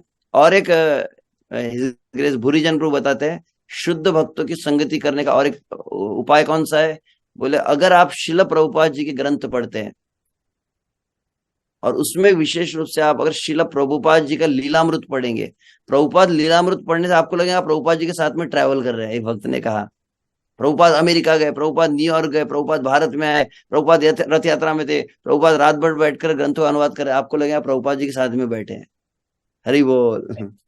और ज्यादा शुद्ध भक्तों की संगति करनी तो क्या करना चाहिए, बोले प्रतिदिन चैतन्य चरितामृत और चैतन्य भागवत को पढ़ना चाहिए। तो चैतन्य महाप्रभु से बड़ा तो भक्त है ही नहीं। चैतन्य भागवत को पढ़ने से साक्षात भगवान श्री चैतन्य महाप्रभु का संग प्राप्त करते हैं। हरि बोल। इतने सारे ऑप्शन आपके लिए दिए, आप टिक कर लीजिए और सभी को करते रहिए, ठीक है। और एक लिखा था, प्रभु जी आप कौन सा, ये शचि प्राण चैतन्य प्रभु जूहू से उन्होंने कुछ लिखा था, परंतु उनका अंग्रेजी मुझे समझ में नहीं आया। आप भज कौन सा बता रहे, प्लीज बता दे। मैं भजन, ये चैतन्य चरितामृत के प्यार थे, मैं भजन नहीं कहा, शायद वो कहना चाहते होंगे भजन कौन सा, भजन वगैरह नहीं था ये। यहाँ चैतन्य चरितामृत तो मध्य लीला का भाग है, इसको मैं अगली बार नंबर एग्जैक्ट बता दूंगा। ठीक है, ये सीतापति राम प्रभु। हरे कृष्ण प्रभु जी, दंडवत प्रणाम। प्रभु जी, हमारे यानी जो साथ में जो भक्त होते हैं, अगर वो उनके सामने अगर हम जैसे ग्रुप में बैठे हैं और वो अगर किसी भक्त की निंदा कर रहे हो, तो उस समय हमें क्या करना चाहिए प्रभु जी? हरे कृष्ण। अगर अपने आप को बहुत अच्छी तरह से गंभीर बनाएंगे, आप देखते हैं आपको कुछ चीजें, मान लीजिए खाने के समय कुछ चीजें आपको पसंद नहीं होंगी।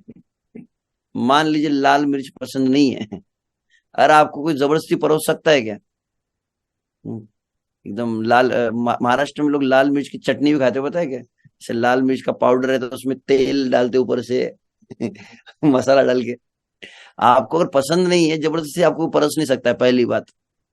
और आप अपना मुंह अगर बिगाड़ देंगे तो अगली बार से आपके सामने नहीं परोसने वाला है। आपके अंदर ही कहीं ना कहीं इंटरेस्ट रहता है, इसका क्या हुआ, उसका क्या हुआ। ये करणामृत है, अरे देख उसकी गलती। कई बार हमको अच्छा लगता है, इसीलिए हमको ऐसा भगवान ऐसी परिस्थिति में ला देते कि हमको सुनना पड़ता है। मेरा एक विशेष अनुभव बताता हूँ विश्व से। मैं परम पूज्य श्री लोकनाथ साहब महाराज के साथ जब रहा हूँ, कुछ लोगों की पर्सनैलिटी ऐसी रहती है कि उसके सामने निंदा आप कर ही नहीं सकते। कई वक्त बोलते हैं महाराज के सामने जाके मैं कंप्लेंट करूंगा, इसके बारे में बोलूंगा, इसके बारे में 10 बातें बोल के रखते हैं। और जैसे महाराज के सामने थे, और कैसे, महाराज सब ठीक है, आपकी कृपा की, निकलता ही नहीं है। वक्त ने बोला कि मैं इतना कुछ सोच के निकला था कि महाराज को ऐसा सुनाऊंगा, तो पता नहीं महाराज की वाइब्रेशन क्या आती है, कि महाराज के सामने निंदा ही नहीं निकलती है, और 10 बात बोलनी हो तो बोले एक गलती फिर बोल देते, फिर चले जाते हैं। बोले अरे बोलने के लिए बहुत कुछ आया था, पता नहीं क्या हुआ क्या पावर। तो ये आपकी भक्ति, अगर आप में अगर पॉजिटिव वाइब्रेशंस होंगे, अभी क्या है कि हम खुद कमजोर है तो दूसरों से प्रभावित हो जाते हैं। तो पहली चीज, आप अपने आप को स्ट्रांग बनाए। दूसरा चीज है कि प्रयास करे कि वो तुरंत वहां से सामने जो भक्त बैठे जो चर्चा करे, अगर ऐसा हो सकता है कि आपसे छोटे हैं, आपकी सुनते होंगे, अगर वो सुनने को तैयार हो तो आप उनको बता सकते कि प्रभु जी ये सब बात नहीं करनी चाहिए, हमें भगवान की सेवा की बात करें और किसी की निंदा न करें। सेवा कभी जब विश्व से मैनेजमेंट अलग होता है, हम सभी मैनेजमेंट में नहीं रहते, कुछ जो मैनेजमेंट भक्त होते हैं ना, कभी कभी जैसे कुछ लोगों को गलती देखने का अधिकार है। किसको? बोले माता पिता को। अगर माँ बोलेंगी नहीं मैं अपने बच्चे में कुछ गलती नहीं दिखती मुझे, वैष्णव अपराध हो जाएगा, मेरा बच्चा भी भक्त है, तो बोलेंगे माँ बहुत गलत काम कर रही है। माँ को कान पकड़ के उसकी गलतियां देखनी पड़ती है। वैसे गुरु को अधिकार है, गुरु अगर दोष न देखिए, बोलेंगे वो शिष्य की प्रगति कैसे होगी, उसको देखना पड़ेगा ना कि गलत चल रहा है। तो गुरु को और माता पिता को क्यों गलती दिखने का अधिकार है? क्योंकि उनका हृदय करुणा से भरा हुआ है, वो उस बच्चे का अपने हित चाहते हैं, गुरु शिष्य का हित चाहता है। तो दोष देखने की परमिशन कब है? जब आपके सामने वाले के लिए आपके हृदय में करुणा हो, तो वो अपराध नहीं लगेगा उसमें। ऐसे थोड़ी लगेगा कि माँ ने अगर बच्चे का गलती देख ली तो अरे माँ ने वैष्णव अपराध कर लिया, इसकी भक्ति खत्म हो जाएगी, क्योंकि बच्चा आगे चल के बनने वाला प्रहलाद महाराज तो ऐसा कुछ नहीं है। तो अगर आपका हृदय में करुणा हो तो सामने वाला भक्त यदि छोटा है तो आप बोल सकते कि ऐसी बात नहीं करनी चाहिए, हमारी सेवा है नहीं। जिसकी सेवा है वो देखेगा ना, जो अथॉरिटी है, अथॉरिटी ठीक करने के लिए है, हमने ठेका नहीं लिया सबको ठीक करने का। पहली बात, वो हमारी सेवा है नहीं। जिसको एक आपको पता है, 3 जो फिल्टर करने वाले टेस्ट गौर गोपालपुर के वीडियो आते हैं ना, तो वो कहा जाता है कि कोई वक्त कुछ बोल रहा है तो पहली चीज कि जो बोल रहा है वो सच है क्या, दूसरा उस वो बात करने से भगवान की सेवा आगे अच्छी होने वाली है क्या, और तीसरा उससे हमारी आध्यात्मिक प्रगति होने वाली है क्या। ये 3 फिल्टर क्वेश्चन रहते। कोई बोलना शुरू करता है तो क्या तुम्हारी उसमें प्रगति हो रही है, मेरी प्रगति हो रही है क्या, हमको कुछ आध्यात्मिक ज्ञान साक्षात्कार मिल रहा है क्या, या भगवान की कुछ सेवा हो रही है क्या, और सच है क्या। ये कुछ प्रश्न पूछने चाहिए। प्रॉब्लम क्या है कि हमको आदत नहीं है।